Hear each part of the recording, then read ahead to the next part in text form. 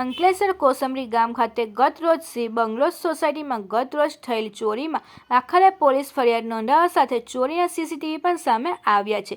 Shri bungalows સોસાયટીમાં આવેલા 71 નંબરમાં રહેતા પરિવાર 24મી ફેબ્રુઆરીના રોજ દીકરીનું આકરે નિધન થતાં તેની અન્ય વિધિ માટે તેઓ 25મી ફેબ્રુઆરીના રોજ વધુ વિધિ માટે બિહાર ગયા હતા. તે દરમિયાન તેમનું ઘર બંધ હતું. દરમિયાન ગત તારીખ 27 ફેબ્રુઆરીના રોજ સવારે 5 વાગ્યાના અરસામાં બાઇક પર આવેલા બે તસ્કરોએ તેમના બંધ મકાનને નિશાન બનાવી લોખંડની ગ્રીલ તેમજ દરવાજો લોક તોડી અંદર પ્રવેશ કર્યો હતો અને ઘરના ઉપર નીચેના ભાગે તેમજ ઉપરના ભાગમાં રહેલા કબાટ તોડી ઉપરના ભાગે મંદિર બાજુમાં રહેલા લોખંડની તિજોરી તોડી અંદાજે સોનાના 90,000ની કિંમતની ચેન ચોરી ફરાર થઈ ગયા હતા. આ અંગે મકાન માલિકના અંકલેશ્વર શહેરમાં રહેતા ભાણેજ રણજીત રાજભર દ્વારા જીઆઈડીસી પોલીસ મથકે ફરિયાદ નોંધાવતા પોલીસે ડોગ સ્ક્વોડ FSL અને ફિંગરપ્રિન્ટ એક્સેપ્ટની મદદથી વધુ તપાસ શરૂ કરી હતી.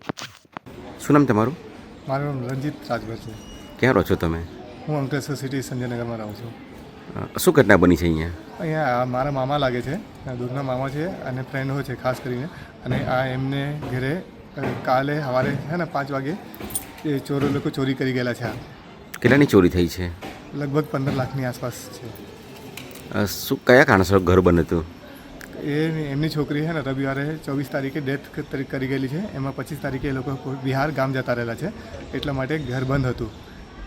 હવે એમનું મારી પાસે ફોન આવ્યો તો મેં અહીંયા આવીને પછી જોયું તો બધું અહીંયા પછી પાછું પોલીસને ફોન કર્યા. પોલીસવાળા આવીને બધું જોયા તો બધું ગાયબ હતું. અહીંયા કશું છે જ નહીં.